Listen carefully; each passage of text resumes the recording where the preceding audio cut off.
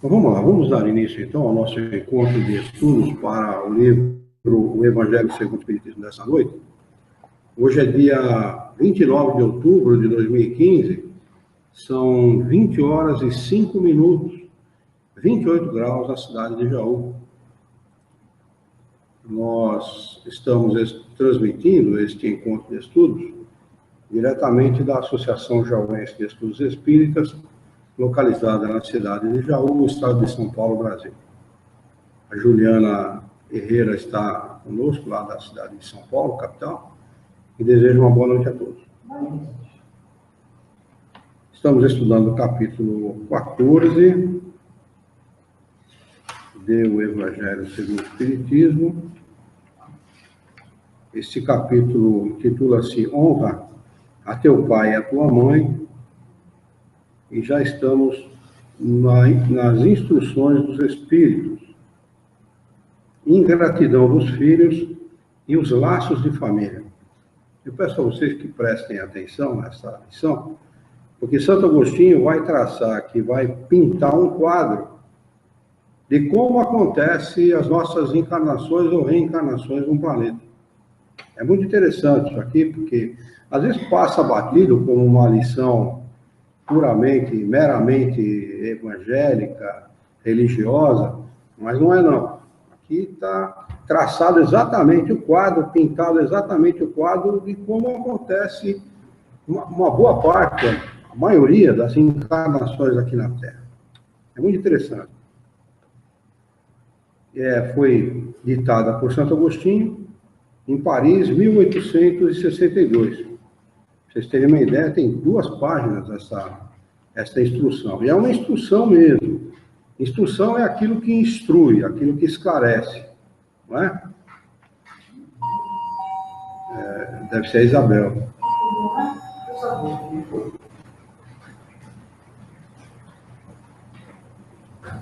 É bom que assim ela pega bem no comecinho. Só pode ser.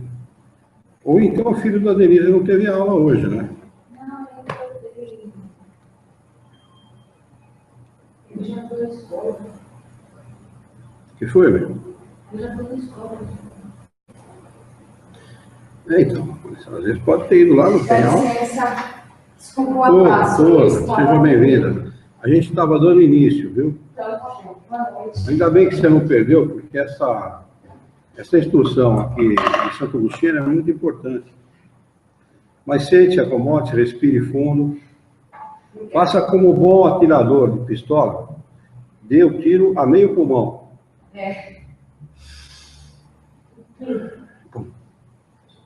Aí você se sente melhor. Tá a bordo já? Opa. Tá. Já tá abrido o livro? Não. Ainda não. Então dá uma abrida aí.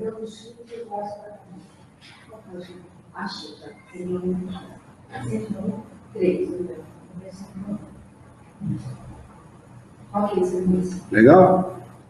Então eu estava dizendo para os companheiros, um pouquinho antes de você chegar, que essa instrução de Santo Agostinho, ela traça um quadro, ela pinta um quadro de como é realmente a maioria das encarnações ou das reencarnações aqui na Terra. Como elas acontecem. Então vamos lá. A ingratidão é um dos frutos mais imediatos do egoísmo. O ingrato é aquele que não reconhece aquilo que lhe é feito de bom, não é? E revolta sempre os corações virtuosos. Mas a dos filhos para com os pais tem um sentido ainda mais odioso. É desse ponto de vista que a vamos encarar mais especialmente para analisar-lhes as causas e os efeitos. Olha que interessante, ó. Dá aí uma lição, uma lei natural, né? Colocada logo de cara, né? Aí nessa instrução. Nisto, como em tudo, o Espiritismo vem lançar luz sobre um dos problemas do coração humano. Quando o espírito deixa a Terra, leva consigo as paixões ou as virtudes inerentes à sua natureza e vai ao espaço aperfeiçoar-se ou estacionar. Ele não vai para a colônia, ele não vai para o umbral, ele não vai para lugar nenhum, ele vai para o espaço. Né? Mais uma vez, os espíritos deixam claro, né, que o espírito fica livre, transitando pelo espaço livremente, carregado com as suas paixões ou com as suas virtudes, segundo é inerente à própria natureza de cada espírito, ou seja, a evolução de cada um. Até que deseje esclarecer-se. Alguns, portanto, levam consigo ódios violentos e desejos de vingança. É comum a gente ver isso nas famílias, não? Em São Paulo, na década de 80, talvez década de 70 ainda, eu não me lembro bem. Eu comecei na doutrina espírita em 1974, um pouquinho antes, início de 74, acho que foi na década de 70 ainda. Ainda não tinha acabado a década de 70. Um jovem, num bairro da Zona Leste, se não me falha a memória, de São Paulo, porque a Zona Leste, quando se fala em Zona Leste, o pessoal já pensa em violência e tal, né? Mas tem uma parte da Zona Leste que é considerada pela sociedade como o lado nobre, o lado nobre de um bairro. Então tem aquela região da Moca, aquela região da Vila Prudente, ali tem casas boas, de gente de muito dinheiro, ali naquela região. E foi ali, não foi no lugar, no lado mais sórdido do bairro, da região, em que aconteceu isso. Um jovem, ele, num determinado dia, eu não me lembro se à noite ou de madrugada, ele extermina a família inteira. Ele mata pai, mãe e os irmãos. Um jovem de uns 17, 18 anos aproximadamente, ele extermina toda a família, eles moravam num sobrado, ele começa matando o pai e a mãe, e desce matando os irmãos, e os coloca todos numa variante. Lembra da variante, não? Lembra desse carro? Coloca todos numa variante e leva longe da casa uns 500 metros, mais ou menos. E parece que ele ficou no carro, não sei, ele estava meio variado na cabeça, ele acabou ficando no carro, me parece. E pegaram ele, logo no momento seguinte, a polícia começou a fazer as buscas, então encontrou o rastro de sangue, e chegou até o automóvel, estava ele lá. E segundo o que eu ouvi falar, eu não vi esse caso, eu lembro de ter lido esse caso no jornal, e não lembro se eu vi na televisão, acho que não. Mas ele perguntava assim, agora eu posso receber a minha herança? Todo mundo tomou isso a conta de problemas mentais do garoto. Mas na realidade, aí está embutido, está encaixado, um problema do passado. Certamente. Ele deve ter sido roubado, espoliado, enganado por esse grupo de pessoas. E na cabeça dele, ele tinha que exterminar essas pessoas para poder receber a herança dele, que certamente não se tratava daquela, que é a escolha do pai e da mãe, daquela encarnação. Certamente deve ser coisa relacionada a encarnações anteriores. Pode falar. No caso, ele pediu para alguém entrar naquela família para se ligar? Não, normalmente isso não acontece dessa maneira. Ele vai falar aqui como acontece, né? Normalmente isso não acontece assim, mas pode acontecer do espírito falhar e de alimentar ódio contra aquelas pessoas. Já imaginou? Pensa bem, a gente está desencarnado. Não tem como a gente enganar na hora da gente pedir para voltar. Não tem como, não tem como. Na realidade, os espíritos aconselham, olha, vai encarnar nessa família, junto dessas pessoas, que você vai ter uma oportunidade valiosa para a sua evolução, de você se reconciliar com essas pessoas, extinguir o ódio, as divergências que hajam e evoluir. Esse é... Nunca vai pedir para mim mal, não vai pedir para melhorar. Claro, evidente, sempre, a proposta é sempre a evolução. É claro que, se o espírito não está preparado para vivenciar aquela prova, ele não é permitido, de jeito nenhum. O Criador só permite que alguém encarne desta ou daquela maneira se houver muita, não pouca, muita possibilidade do espírito sair exitoso daquela prova ou daquela expiação. Não é de outra forma. Viu? As pessoas se enganam, não pediu para encarnar para se vingar. Não existe isso. Não existe isso. Como é que é? Claro, é evidente. Não é isso. Ele veio para se reconciliar com o grupo, é claro. O espírito a falhar, essa tendência a dominar ele. Na realidade, olha, quando a gente tem um problema grave com alguém, se a pessoa se deixar levar pelo ódio, pelo desejo de vingança, ela começa a alimentar a ideia da vingança. A ideia da vingança é uma monoideia, não é? Não é? É uma ideia só em relação àquelas pessoas. O que leva a pessoa à depressão? Exatamente a monoideia. Toda pessoa deprimida, ela não raciocina. Ela pensa única e exclusivamente numa coisa só. Ela traça aquele rumo na vida dela e não sai daquilo.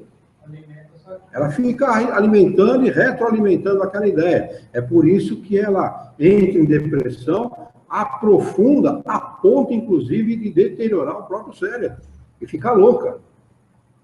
Acaba parando numa instituição aí de psiquiátrica, né? Então, você imagina, o espírito alimentou, certamente ele deve ter sido, por alguma razão, tirado, ele tinha direito, deve ter sido tirado, ou não tinha, e alimentava a ideia de que tinha, entendeu? Não importa se tinha ou não, mas ele foi tirado daquele grupo, foi colocado de lado de alguma maneira e alimentou essa ideia. Ficou alimentando essa ideia, desencarnou dessa maneira, passou o período dele em estado de erraticidade, certamente alimentando essa ideia, e ficou por um longo tempo tratando de mudar ou de modificar essa ideia a respeito desse grupo. Certamente ele conseguiu alguma coisa e pediu, né, para reencarnar nesse grupo, na tentativa de se reconciliar com o grupo. Pode ser que, ao encarnar, certamente esses espíritos que alimentam durante muito tempo esse tipo de ideia, ele pode ter deixado no mundo dos espíritos, em estado de erraticidade, algum inimigo do passado, e esse inimigo se aproximou dele e alimentou aquela ideia. Ele aceitou a sugestão e fez o que fez. Tá? Também significa que na família que ele encarnou, estavam todos de acordo, né? Já tá, não é? O tratamento, podia nutrir também.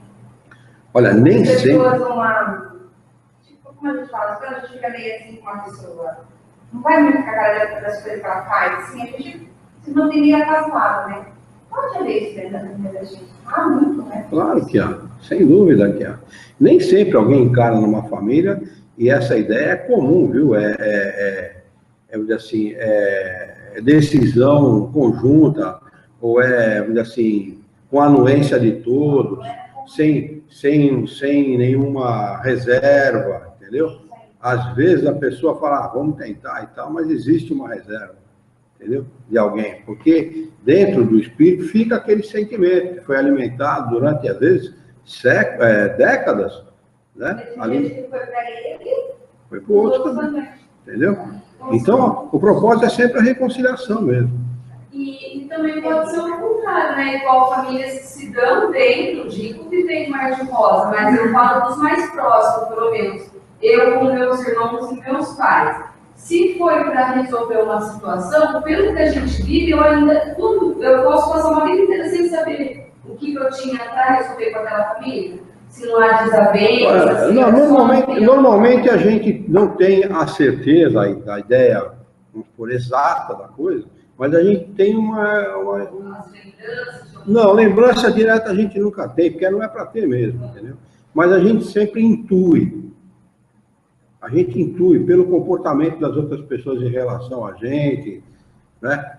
Muitas vezes pela falta de simpatia, ou pela simpatia que os parentes têm com a gente sempre intui que alguma coisa não está muito certa ou está certa, entendeu?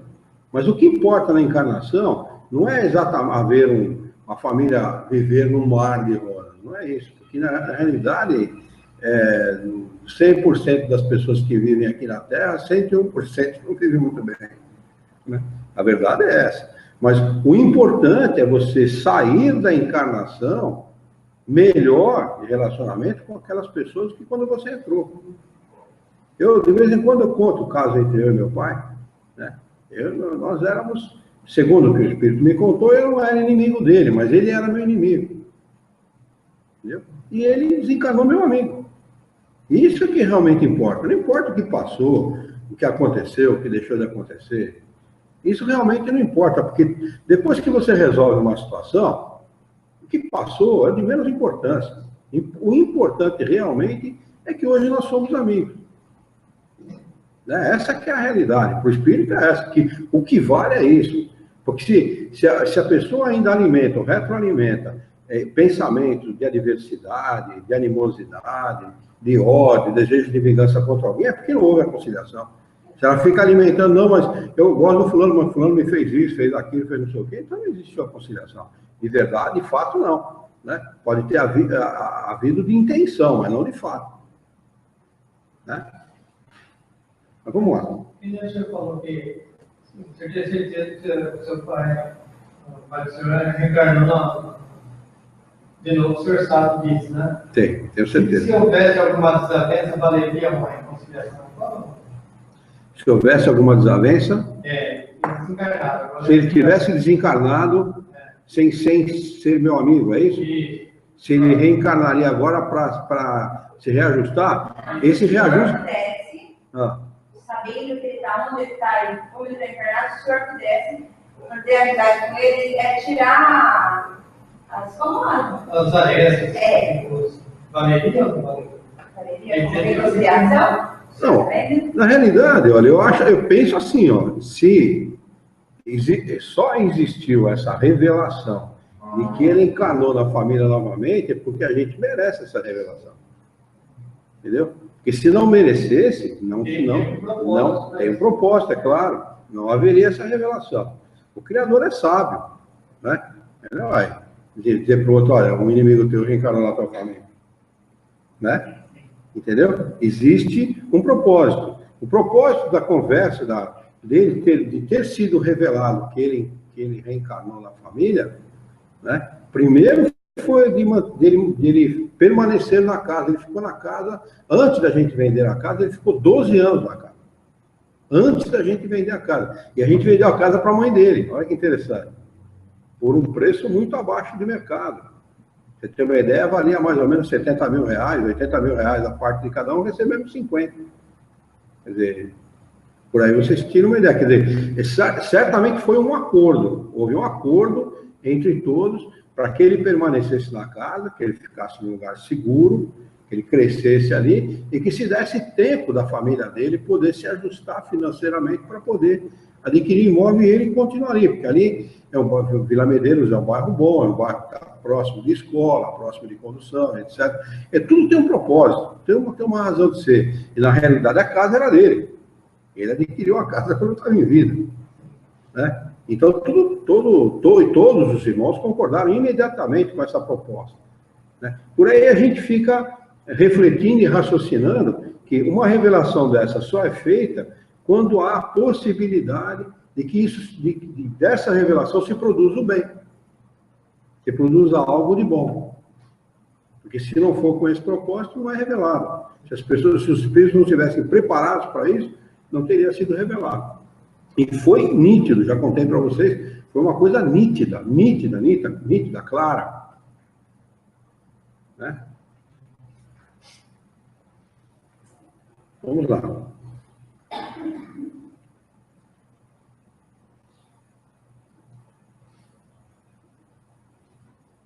Há alguns deles, porém, mais adiantados. Olha que interessante, ó. O cara desencarna com ódios violentos e desejo de vingança. Há alguns deles, porém, mais adiantados, é permitido entrever algo da verdade. Reconhece os funestos efeitos das suas paixões e toma, então, boas resoluções. Quer dizer, mas precisa que haja uma condição sine qua non para que isto aconteça, para que essas boas resoluções sejam tomadas. Ou seja, eles precisam estar mais adiantados, do ponto de vista da inteligência e da moral, para que possam compreender isso. Aqueles que não estão adiantados ou amadurecidos a esse ponto, isso não acontece dessa maneira. Se encarnar perto do cara, vai ser inimigo dele de novo, pode inclusive acontecer alguma tragédia. Compreendem que, para se dirigirem a Deus, só existe uma senha, caridade. Mas não há caridade sem esquecimento das ofensas e das injúrias. Não há caridade com ódio no coração e sem perdão.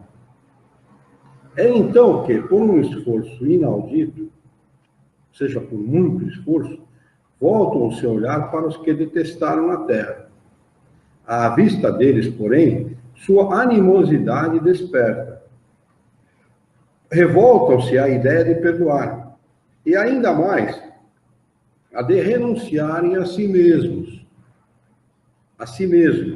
mas, sobretudo, a de amar aqueles que lhes destruíram, talvez a fortuna, a honra, a família. Olha como as coisas acontecem, né? Quer dizer, não é fácil realmente, né? Uma pessoa se defrontar com um cara que foi o inimigo dele, que destruiu a fortuna dele, destruiu a honra dele, destruiu a família dele, reencarnar na família de um cara desse e perdoar o cara. Para nós que somos... Já está preparado. Para nós que somos espíritos pequenos ainda, né? Com pouca evolução, não é fácil, não. Hã? Não entender? Ainda bem que se esquece. Ainda bem. Não obstante, o coração desses infortunados está abalado. Eles hesitam, vacilam, agitados por sentimentos contrários. Condição: se a boa resolução triunfa, eles oram a Deus, imploram aos bons espíritos que lhe deem forças no momento mais decisivo da prova. Olha como é que acontece a reencarnação, gente. Não tem departamento reencarnatório, coisa nenhuma, é o espírito que decide.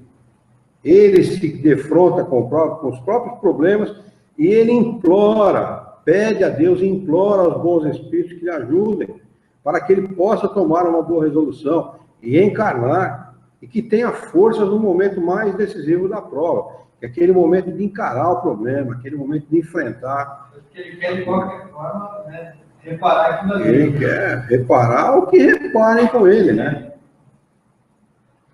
Enfim, depois de alguns anos de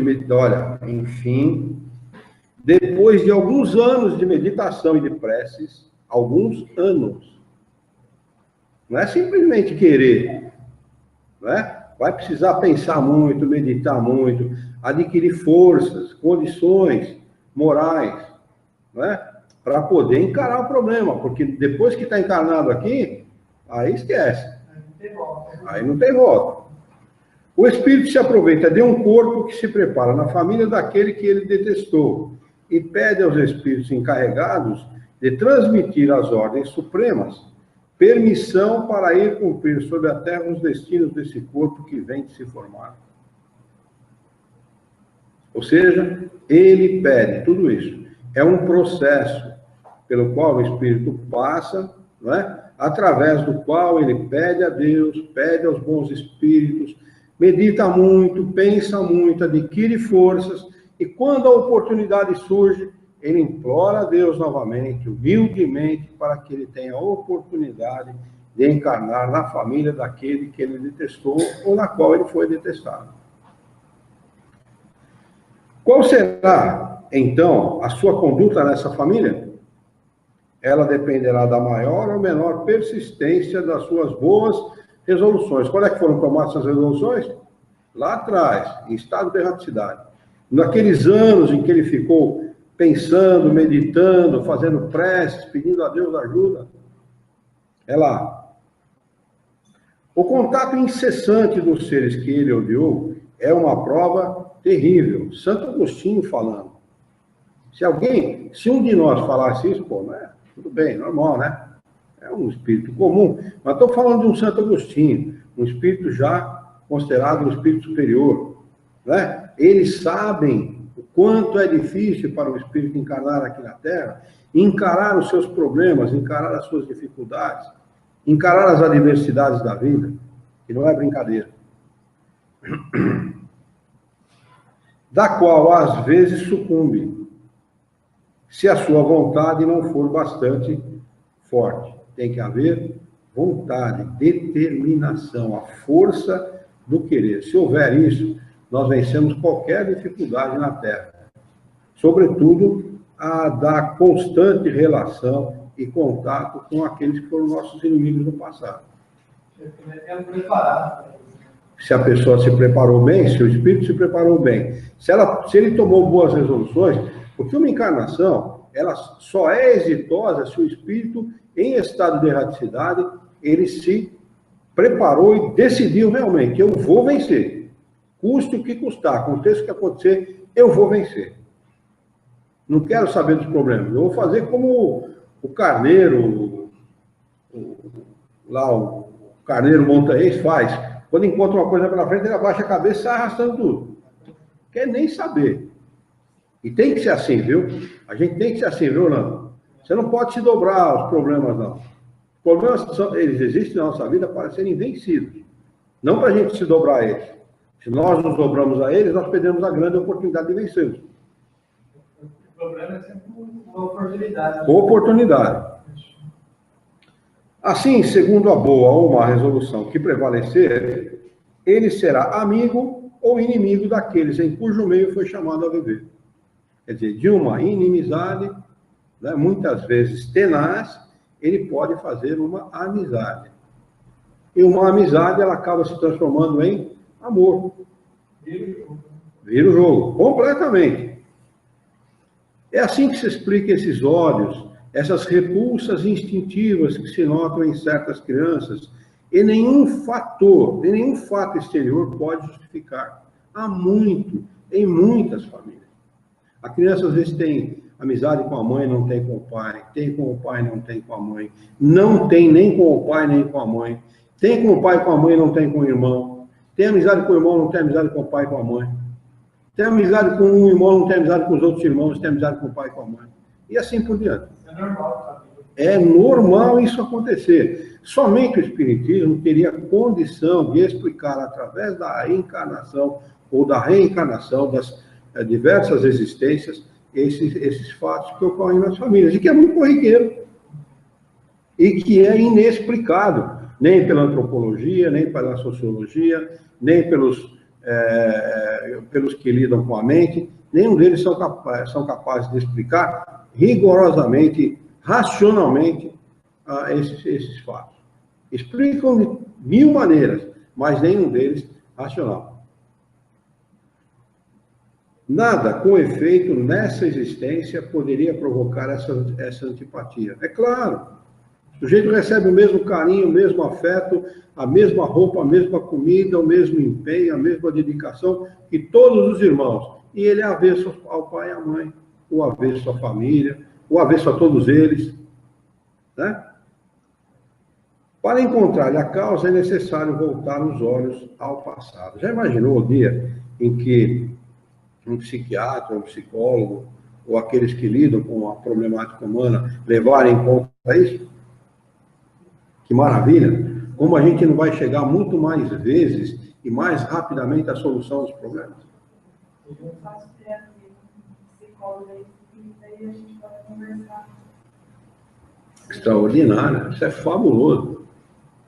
Abre um campo vastíssimo para ela te ajudar, para ela vasculhar os teus problemas, aquilo que pode ser encontrado. É muito bom. É muito saudável. Né? Eu achei ela assim, acho que ela me encaminhando para alguém que fosse espírito, né? Porque sem querer, não sabe o que ela é. Não foi sem querer. Né? O que a gente chama de sem querer é proposital. O espírito se encaminha. Ela me ajudou bastante sobre isso, porque eu fui bem. Nós temos uma companheira que, inclusive, estudou aqui, a Érica. Érica, alguma coisa Polônia, porque o sobrenome dela é o mesmo sobrenome do sogro, marido que ela é casada. E a Érica é espírita, ela trata os pacientes dela. Quando ela vê que o paciente tem condição de aceitar a sugestão, ela manda encaminha para casa. Ele encaminha para cá. Não dá para entender alguém que se diga psicólogo ou psicóloga não aceitar o espiritismo, nem a sobrevivência da alma, nem a pluralidade das existências. Não dá para entender. Porque Psicologia significa o estudo da alma. Como é que alguém pode estudar a alma sem compreender a alma? Vai ficar sempre, se não entender isso, vai ficar sempre um vazio, né? Claro, evidente. Fica um hiato entre a teoria e o que acontece na prática. E o que acontece na prática, muitas vezes, ou rigorosamente, muitas vezes, não tem a ver com o que acontece o que é teorizado a respeito. Né?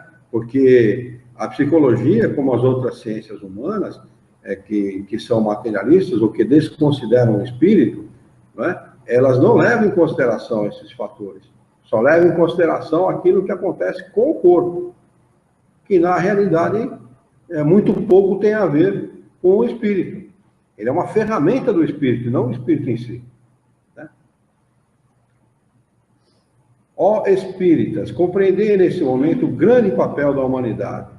Compreendei que, quando gerais um corpo, a alma que se encarna vem do espaço para progredir. Tomai conhecimento dos vossos deveres e ponde todo o vosso amor em aproximar essa alma de Deus. É essa a missão que vos está confiada e da qual recebereis a recompensa se a cumprirdes fielmente. Vossos cuidados, a educação que lhe derdes, auxiliarão o seu aperfeiçoamento e a sua felicidade futura. Lembrai-vos de que a cada pai e a cada mãe Deus perguntará: que fizeste da criança confiada à vossa guarda? Se permaneceu atrasada por vossa culpa, vosso castigo será o de vê-la entre os espíritos sofredores, quando dependia de vós que fosse feliz. Então vós mesmos, carregados de remorso, pedireis para reparar a vossa falta. Solicitareis uma nova encarnação para vós e para ela, na qual a cercareis de mais atentos cuidados, e ela, cheia de reconhecimento, vos envolverá no seu amor. Não recuseis, portanto, o filho que no berço repele a mãe, nem aquele que vos paga com a ingratidão. Não foi o acaso que o fez assim, e que lhe enviou.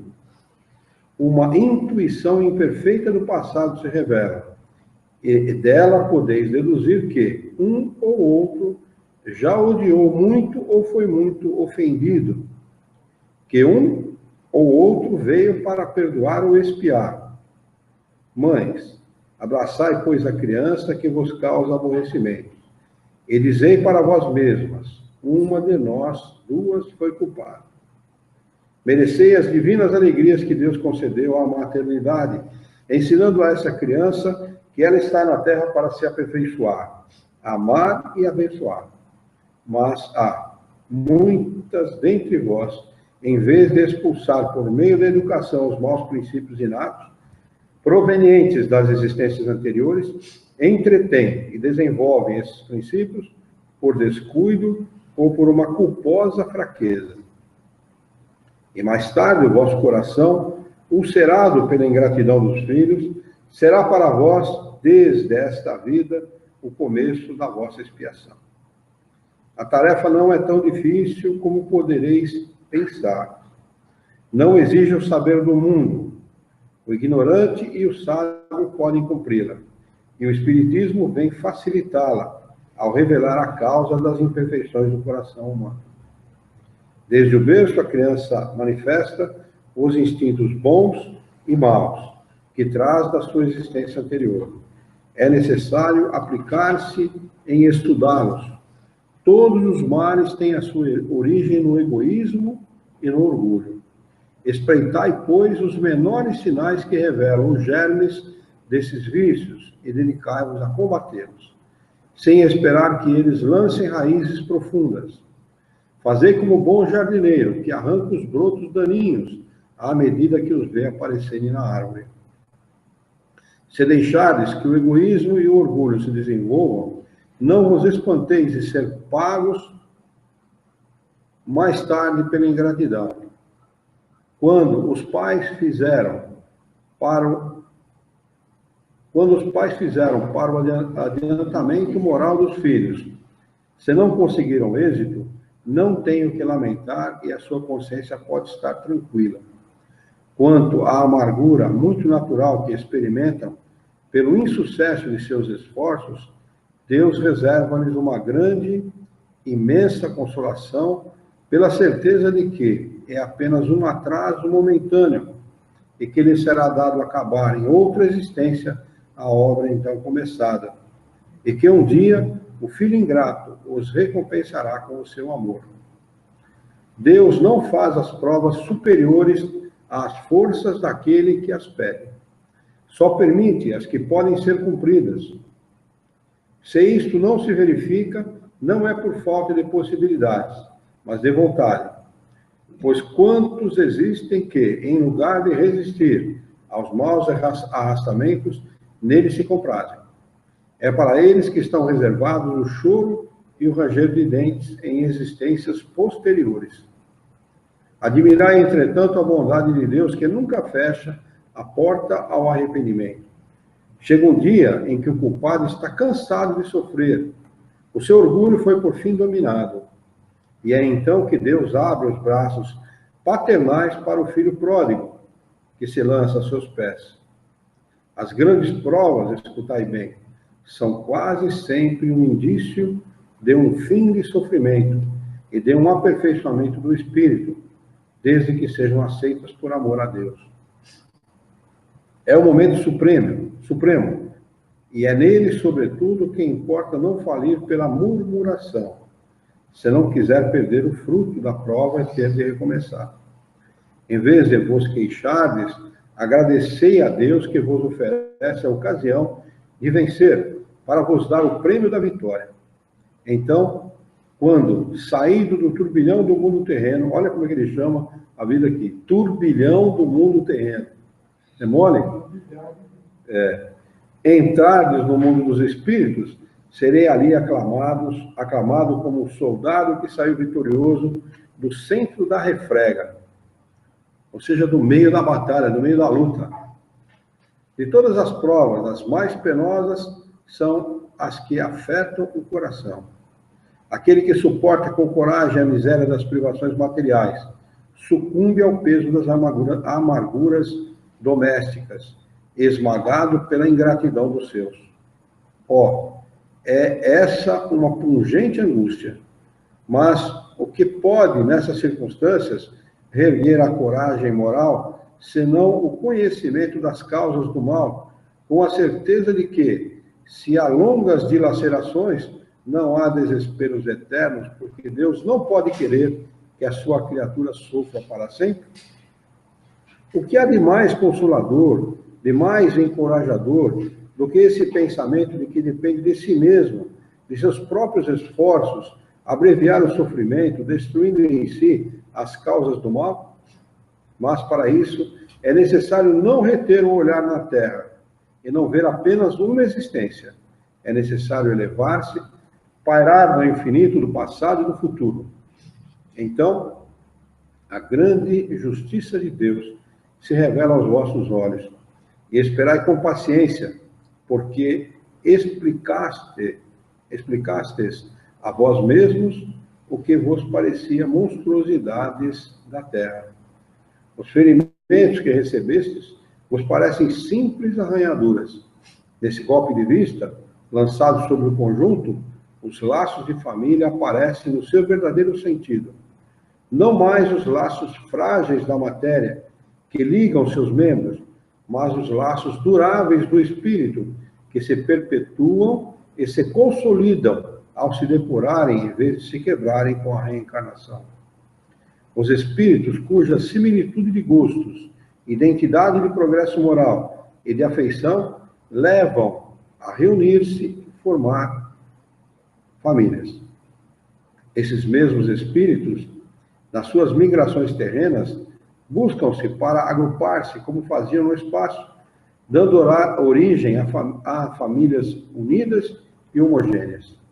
E se, nas suas peregrinações, ficam momentaneamente separadas, mais tarde se reencontram felizes por seus novos progressos. Mas como não devem trabalhar somente para si mesmos, Deus permite que espíritos menos adiantados venham encarnar-se entre eles, a fim de aurirem conselhos e bons exemplos no interesse do seu próprio progresso. Eles causam, por vezes, perturbações no meio, mas é lá que está a prova, lá que se encontra a tarefa. Recebei-os, pois, como irmãos, ajudai-os, e mais tarde, no mundo dos espíritos, a família se felicitará por haver salvo do naufrágio os que, por sua vez, poderão salvar outros. Hã? Sempre tem, né? É uma maneira que o Criador arruma para ajudar na evolução de alguns espíritos. Ele encarna uma família que está muito superior moral e intelectualmente acima dele, e ali, no contato com esses espíritos, ele consegue, num progresso muito rápido, evoluir em anos o que ele demoraria séculos para evoluir. Bacana essa lição, né? Essa instrução é maravilhosa. Ela é maravilhosa. Tudo pai, toda mãe devia ler. Não basta só ler, né? A pessoa tem que levar em consideração. Eu vou treinar no meu livro. Então, se ela tiver alguma coisa para pegar, já sorta, já. Eu acho que tem, então já. Na realidade, a pessoa tem que, se ela não levar em consideração a sobrevivência da alma e a pluralidade das existências, a reencarnação. Tem filhos que acham que eles têm que ser como os pais foram com eles. Não sempre é o pior exemplo, tá? Porque no bom exemplo é bem pouco você vê. Não, tem filho que leva, sim, muito em consideração a qualidade dos pais, viu? Tem sim. Enaltece, gosta, é grato. Eu também. Eu tive o privilégio de ter 2 pais e 2 mães. Privilégio. Eu tive 2 pais e 2 mães. Meu pai e mãe, pelo laço de sangue, e meu sogro e minha sogra, depois que eu casei com a Yara. São 2 pessoas maravilhosas. E sou muito grato pela ajuda que eu recebi deles, porque eles facilitaram muito minha vida. Muito mesmo.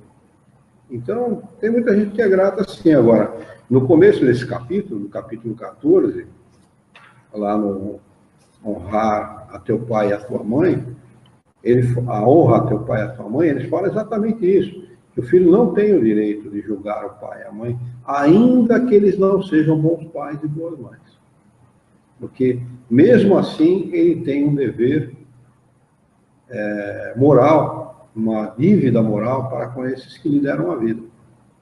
Não cabe a ele julgar o pai e a mãe. Não cabe. A minha mãe, ela teve um pai e uma mãe não muito delicados. Chegou a passar fome, morou com os parentes. Quando a criança mora com parentes, você sabe como é que é. Não é fácil. E chegou a passar fome, desmaiar de fome, inclusive. Né? E não admitia que ninguém falasse mal do pai e da mãe, não. De jeito nenhum. Ele visitava o pai morava com outra mulher, teve um outro filho com uma outra mulher que desencarnou cedo, inclusive, e ela ia visitar, chamava o menino de irmão, tinha toda a deferência, todo o respeito, chamava o pai de senhor, pedia a bênção.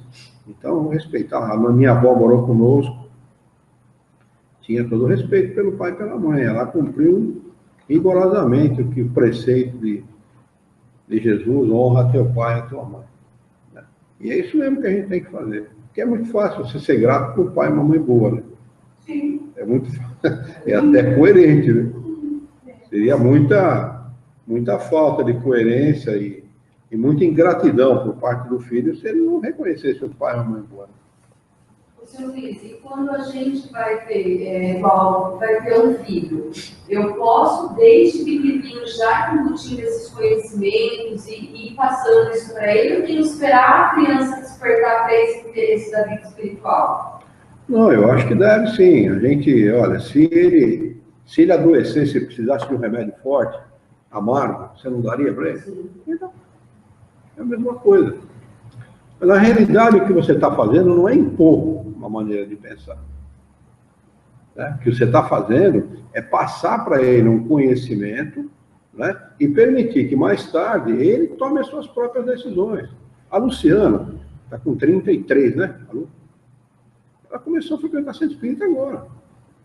Tem uns 2, 3 anos para cá. Eu gostava mais da igreja católica, tinha mais tendência para esse lado. Fique à vontade. Não vai a vida, então. A gente não tem que impor, né? Mas você pode e deve, como pai ou como mãe, propor para a criança. Eu digo questão assim, de relação com os outros, mesmo de respeito às coisas da natureza, essas coisas, não na parte mais forte, né? E aí pode tomar decisão por si, mas isso daí não é. As minhas filhas sempre foram espíritas, porque eu sempre fui espírita. Quando eu casei com a Yara, já era espírita há 6, 7 anos já, né? 7 anos que era espírita a esse tempo. Então, elas nunca em casa sempre teve o Evangelho segundo o Espiritismo, livro dos Espíritos. Eu sempre frequentei centro espírita, elas cresceram dentro desse ambiente, fazendo Evangelho no lar, na época e tal. Elas sempre cresceram nesse ambiente, mas nunca foi imposto a elas nenhum tipo de ideia. Sofreram preconceito na escola, no bairro, porque a gente mora ali no Santo Antônio.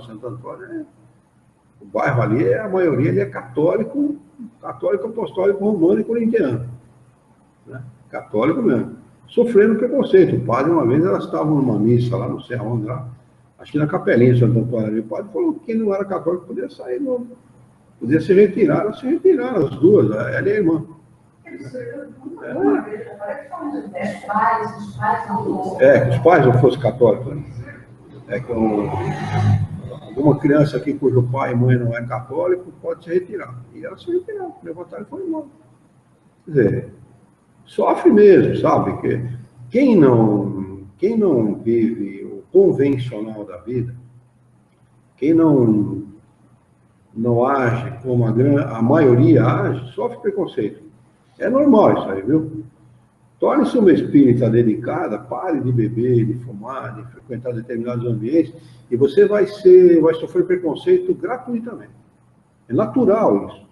É natural, porque as pessoas acabam supondo que você está querendo ser melhor do que elas.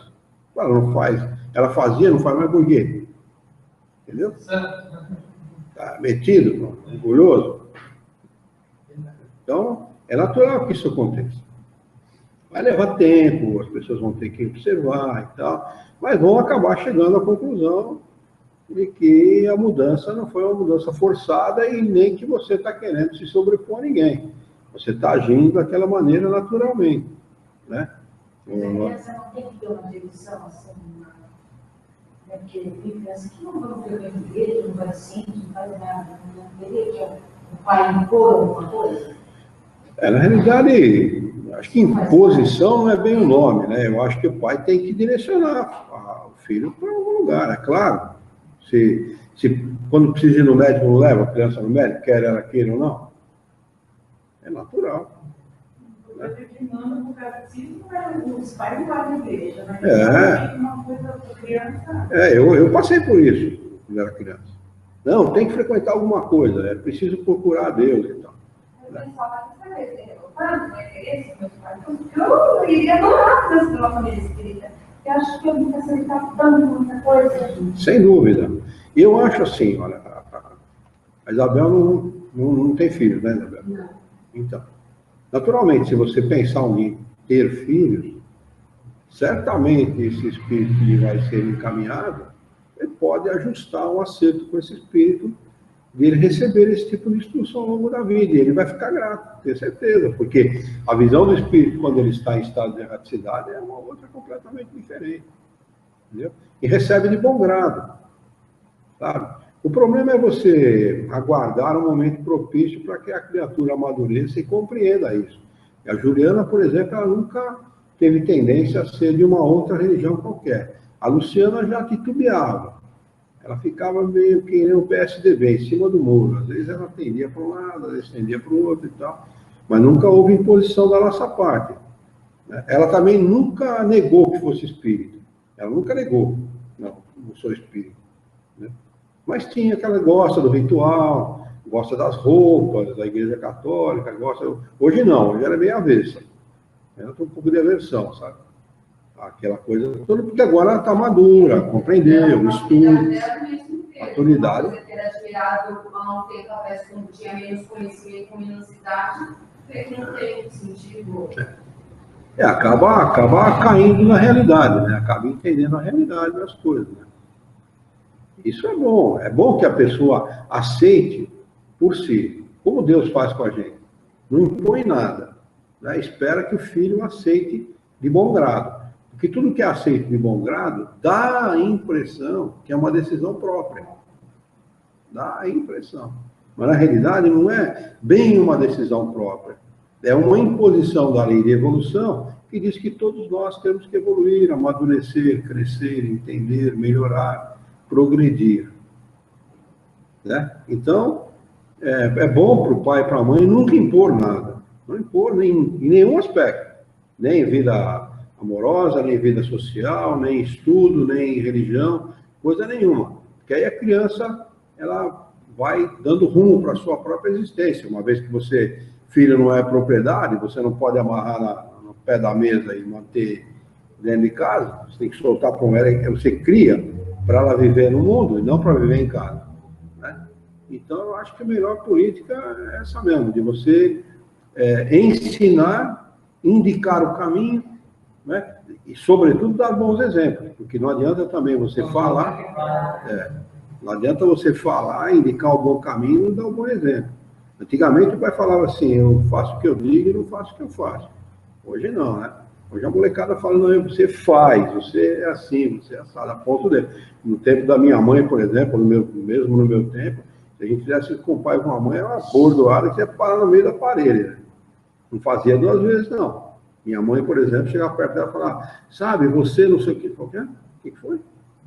Não, mãe, porque você... O que foi? Você, Nossa senhora, aí ela começava a conversar. Era desse jeito, quer dizer... Mas os pais, nessa época, primeiro, eram operários. A minha mãe nunca deixou a casa para trabalhar fora, até porque meu pai não admitia. Em casa, a ideia era sempre de que o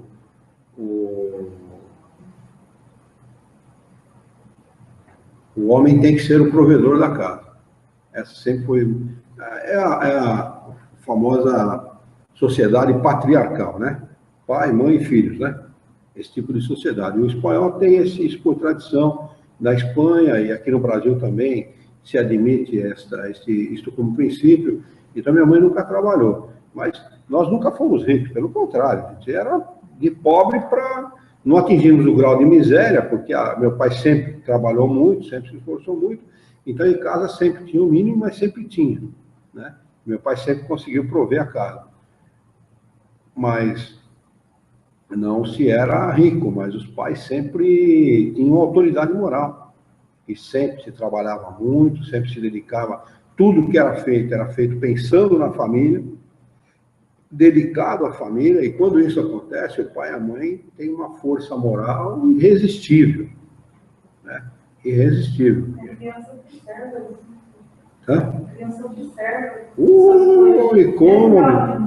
E como observa? E como sabe, ela às vezes pode não saber definir, né, com palavras, mas ela sabe o que está acontecendo de certo e de errado.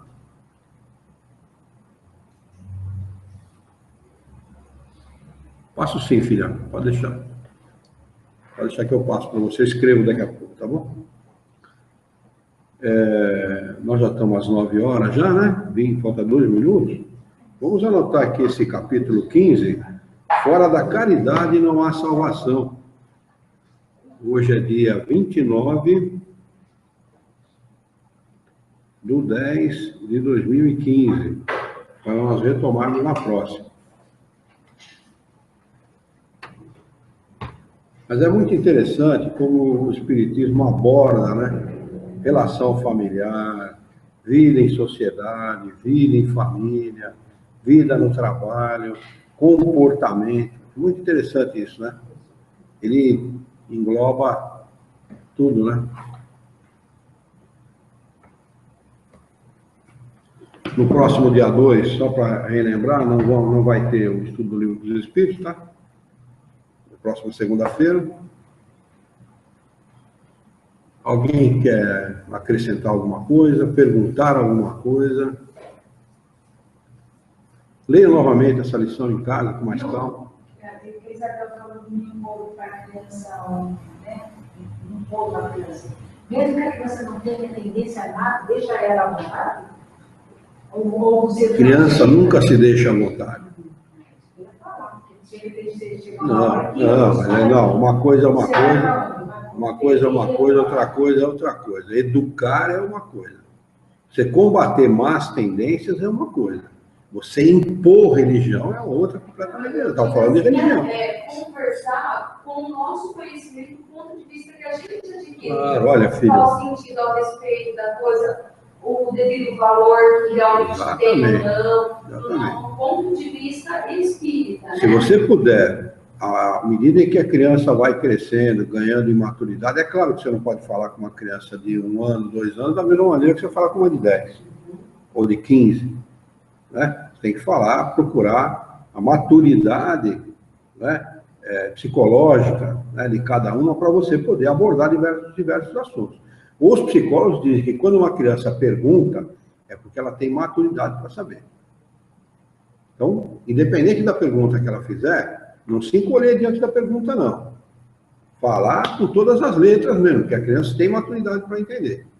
E às vezes as crianças, muitas vezes, as crianças hoje em dia demonstram uma maturidade além das nossas perspectivas, né? Então, uma coisa é você conversar com a criança e ensinar para ela que existem vidas sucessivas, né? Que existe uma vida depois da morte, a sobrevivência da alma, e desmaterializá-la. Olha, filho, ou filha, isso que você vê, né, todo mundo comprando no shopping e tal, isso não é uma coisa boa para você. Você tem que procurar saber diminuir esse ímpeto de consumismo que todo mundo tem, diminuir em você, saber o que é bom para você, o que você efetivamente precisa, o que você não precisa.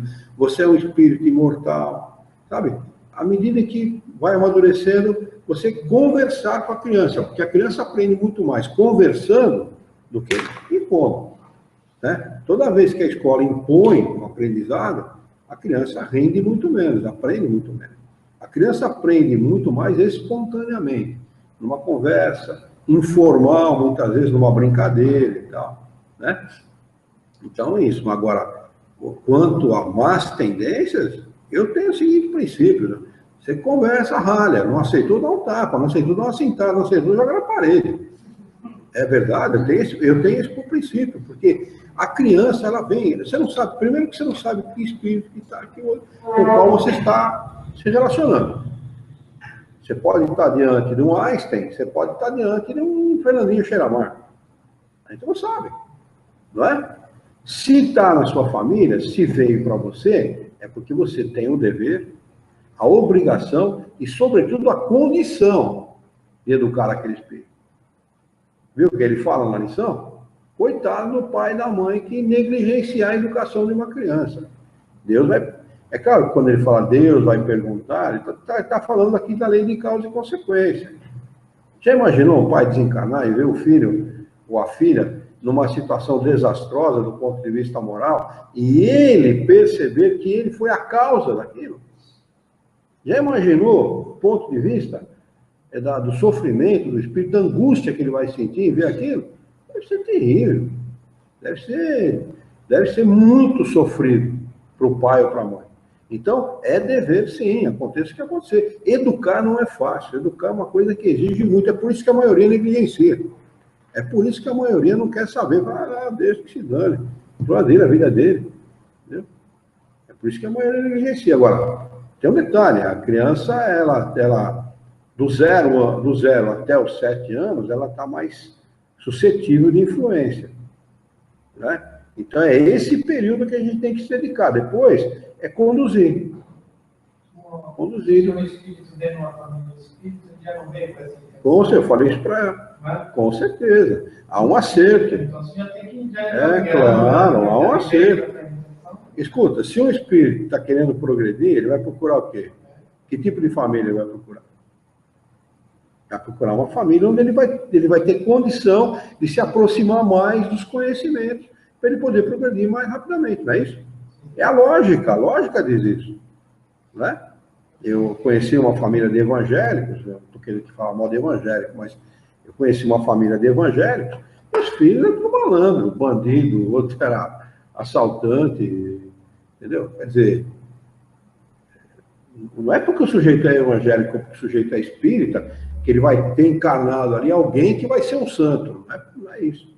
Depende de educação, depende de empenho. Agora, o que eu quero dizer é que, se eu tenho vontade, desejo de aprender mais rapidamente, estando aqui na Terra, eu vou procurar uma família que me dê essa condição. Melhor. E se for uma família espírita, melhor ainda. Né? Porque eu vou ter condição de me aproximar de uma doutrina que vai me esclarecer mais rapidamente e vai me dar condição de formar o meu caráter, a minha personalidade, de uma maneira mais dirigida para o bem. Se tiver maturidade, inteligência para isso, evidentemente que ele vai procurar uma família assim. Um pai, uma mãe que lhe deem essa condição. Muito bem. A Juliana diz assim, a lição estudada apresenta um conteúdo bastante claro, que nos facilita entender vários aspectos do nosso ambiente familiar. Muito bom. É verdade mesmo, né? Muito bem, vamos fazer a nossa prece? Alguém quer acrescentar mais alguma coisa? Não?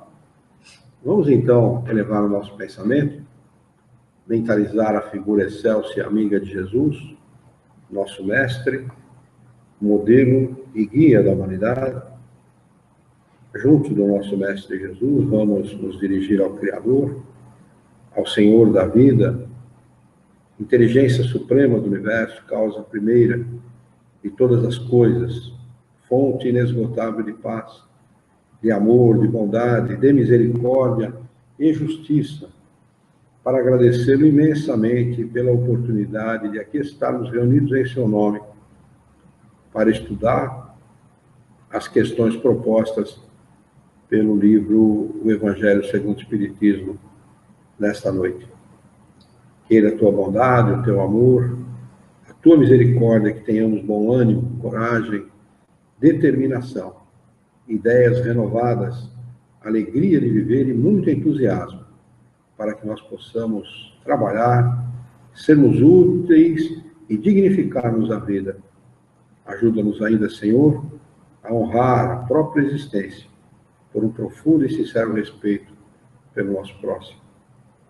Em teu nome, Senhor, em nome de Jesus, em nome dos bons espíritos, em nome do nosso diretor espiritual e de sua equipe, de todos os encarnados e desencarnados presentes na nossa reunião, nós a declaramos encerrada.